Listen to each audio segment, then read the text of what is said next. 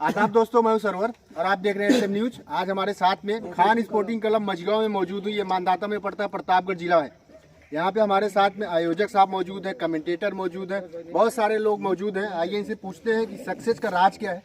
इतना बड़ा टूर्नामेंट कराया गया, बहुत सारी क्राउड आई, बहुत जगह की टीम आई, बहुत बढ़िया टूर्नामेंट हुआ और सफल टूर्नामेंट हुआ। तो हमारे साथ में दो आयोजक मौजूद हैं, एक का नाम आकिब और दूसरे का नाम समीम।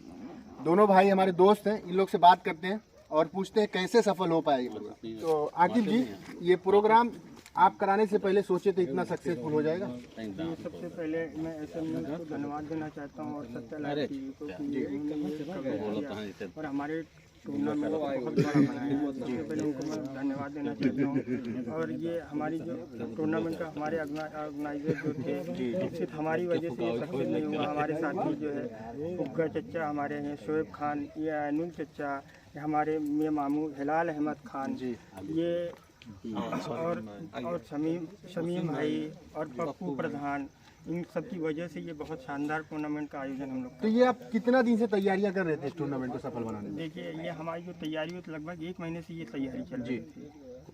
1 महीने से ये तैयारी चल रही थी। कितनी टीमें आई थी? कितनी टीमें आई थी? तकरीबन 12 से 15 टीमें आई थी। कितने घंटे का टूर्नामेंट रहा? ये सुबह 11 बजे से स्टार्ट हुआ है और 11 बजे खत्म हुआ, लगभग 12 घंटे हुआ है। मतलब 12 घंटे के लिए आप 1 महीने से तैयारी कर रहे हो? हाँ। मतलब इतना बड़ा टूर्नामेंट ये बनाया आपने? जी हाँ, ये हमारा मकसद ही यही था कि हम अपनी जनता को ये दिखाना, हमारे क्षेत्र में एक ऐसा टूर्नामेंट हो जो लोगों को एक यादगार बने। जी। टूर्नामेंट तो बहुत जगह होते हैं, हम ये कुछ अलग करना चाहते थे, ये इसलिए हमने ऐसा टूर्नामेंट करवाया। जी, बहुत बहुत मुबारकबाद आपको। जी, धन्यवाद जी। समीम साहब, आप बताएं ये आयोजन के बारे में कुछ। आयोजन के बारे ये आयोजन जो हुआ है हमारा बहुत सफल आयोजन है जी। आप SMS न्यूज़ प्लस सत्य लाइव टीवी, इनका हम धन्यवाद दिल से देना चाहते हैं कि हमारे पूरे कवरेज कराओ, पूरा सिस्टम को अपने न्यूज़ चैनल पे दिखाए जी। तो कौन कौन मुख्य अतिथि कौन थे यहाँ? हमारे यहाँ मुख्य अतिथि मोहम्मद आरिफ एडवोकेट जिला पंचायत सदस्य महबूब प्रधान थे जी, और BDC कलीम BDC थे जी, और ये डॉक्टर RK वर्मा थे, शहजादा कलीम थे जी। और इनको सबको बुलाने के लिए हम लोग इनका टाइम लेने के लिए हम लोग को बहुत दिक्कत हुई थी। हम उनके लिए टाइम निकाले। खान भी थे हमारे, ये मझगवा से जो प्रत्याशी हैं प्रधान थे, मझगवा भाभी प्रधान हैं अभी, वो हमारे साथ, हम लोग के साथ, हमारे ग्राम सभा के साथ हर सिस्टम में, हर खेल, हर कूद या कोई भी कार्यक्रम हो रहा है सब हर जगह पर मतलब आप सहयोग कर रहे हैं? सहयोग भरपूर कर रहे हैं। मतलब आपका कहने का मतलब हो प्रधान प्रत्याशी जो है करेक्ट प्रत्याशी जी जी, ठीक है, धन्यवाद। हमारे साथ एक बहुत बड़ी शख्सियत मौजूद है। ये हमारे इस्लामिया इंटर कॉलेज के टीचर हैं। उनके जो पिताजी थे वो इस्लामिया इंटर कॉलेज बनाने में बहुत बड़ा योगदान रहा है उनका। तो ये हमारे भी टीचर हैं। तुम इनसे सवाल क्या पूछे हमारे समझ में नहीं आ रहा है, फिर भी हम पूछेंगे इनसे क्योंकि ये टीचर हैं, हम पूछेंगे। मास्टर जी, ये बताइए आप इसमें कितना मेहनत की है, आपका क्या रोल है इस टूर्नामेंट का? हमारा बहुत खास कुछ रोल नहीं रहा।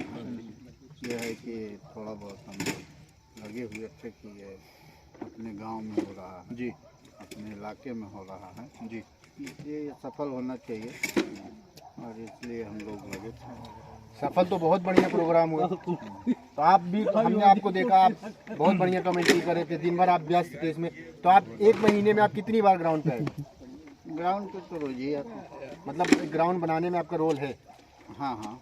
तो आप कैसे कह रहे हो कि हमारा रोल इसमें कुछ नहीं है? नहीं, बहुत मतलब आप पूरा ग्राउंड तैयार कराए, पूरा टूर्नामेंट कराए, सफल बनाए, उसके बाद भी आप अगर कहते हो तो ये तो बहुत छोटी बात होगी। नहीं, ये तो बच्चों का हौसला अफजाई कराए जो है खेल खिलाड़ियों का, बच्चों का या हौसला अफजाई करने के लिए हम आप एक देते रहे जी, आप एक टीचर होने के नाते युवा समाज को आप क्या संदेश देना चाहेंगे? युवा समाज के लिए तो हमारी प्राथमिकता यह है कि पहले वो पढ़ें जी, और समय पर खेलें भी जी, और जिस तरीके से मानसिक विकास होता है उसी तरीके से शारीरिक विकास भी करें और जी समाज को एक सूत्र में बांधें। तो ये खेल जो होता है, खेल का क्या रोल होता है? युवा जो होता है उसके अंदर ये खेल की जो भावना होती है, क्या संदेश देना चाहिए खेल के हिसाब में? मतलब खेल कराए तो इसका क्या संदेश जाना चाहिए? खेल की भावना को, खेल की भावना से ही खेलना चाहिए जी। खेल को खेल की भावना से ही खेलना चाहिए जी। और इससे समाज के अंदर जागरूकता आती है, एकता स्थापित होती है और तमाम तरह के जो शारीरिक विकास है, मानसिक विकास होता है। ये बच्चों को इतना पढ़ना जरूरी है, उतना ही खेलना भी जरूरी है। बहुत बहुत शुक्रिया माशाल्लाह। तो हमारे साथ में जौनपुर से आए हैं एम एस अंसारी साहब, इतना दूर चल के आए हैं ताकि ये टूर्नामेंट सफल हो पाए। ये हमारे गांव के आकिब भाई और समीम भाई की देन है कि ये सर यहाँ तक चल के आए।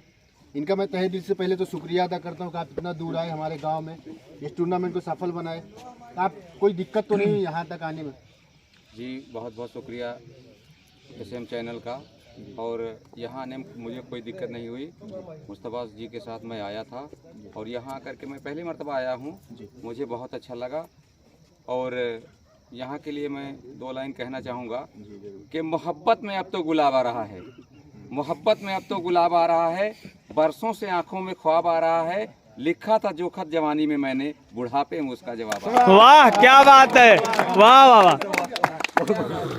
जवाब में कुछ अच्छा लिखा था कि गड़बड़ लिखा था? जवाब अभी जो आ रहा है जवानी में अगर आता तो कुछ काम में आ जाता जी। बुढ़ापे में कौन से काम में आएगा? हाँ, इसलिए बुढ़ापे में जवाब आया, इसके लिए बता रहा हूँ ना। तो जवाब में जवानी कुछ में आ जाता तो अच्छी बात होती। क्या कुछ संदेश अच्छा था उस खत में या फिर ऐसे ही? नहीं, संदेश ठीक था लेकिन मुझे कहना पड़ रहा है। तो हाउ टू फील, आप इस गांव में आके कैसा महसूस किया? गांव कैसा यहाँ लगा? मुझे बहुत अच्छा लगा और आकिब भाई से मिलकर के बड़ी खुशी हुई और उनकी कमेटी की जो सदस्य सबसे मिलकर के बड़ी खुशी हुई।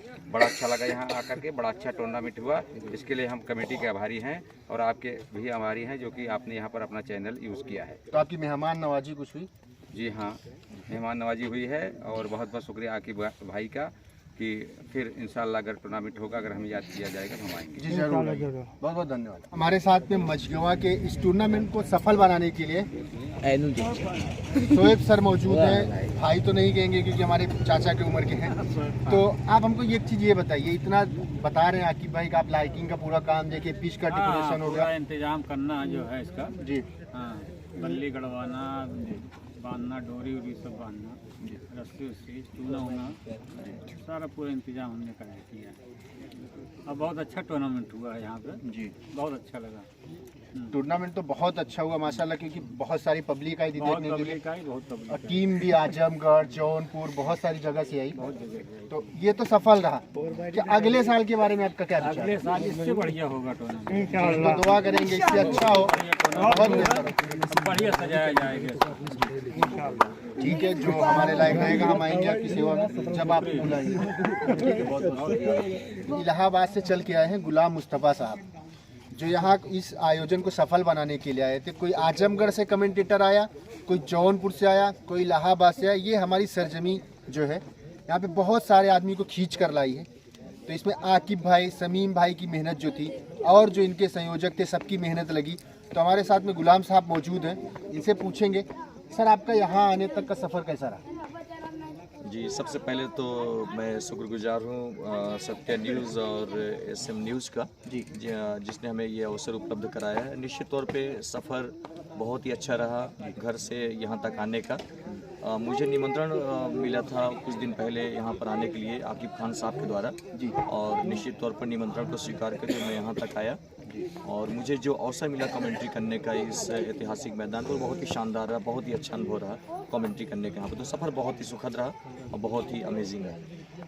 तो आप कमेंट्री करते हो या फिर और कुछ आपका है काम? नहीं, हम एक कमेंटेटर होने के साथ साथ इंग्लिश के टीचर भी हैं। मेरी कोचिंग भी अपनी खुद की चलती है जी, प्रतापपुर विधानसभा में चलाता हूँ जी। तो आप कोचिंग से आपको जो टाइम मिलता है खेल कूद में लगाते हो, युवा को प्रेरित करते हो? बिल्कुल बिल्कुल, कोचिंग के बाद जो अवसर मिलता है तो निश्चित तौर पे हम कमेंट्री करने के लिए जाते हैं उत्तर प्रदेश के विभिन्न क्षेत्रों में जी। तो आप आज यहाँ पे रुकोगे, प्रस्थान करेंगे या फिर आप आज जाएंगे?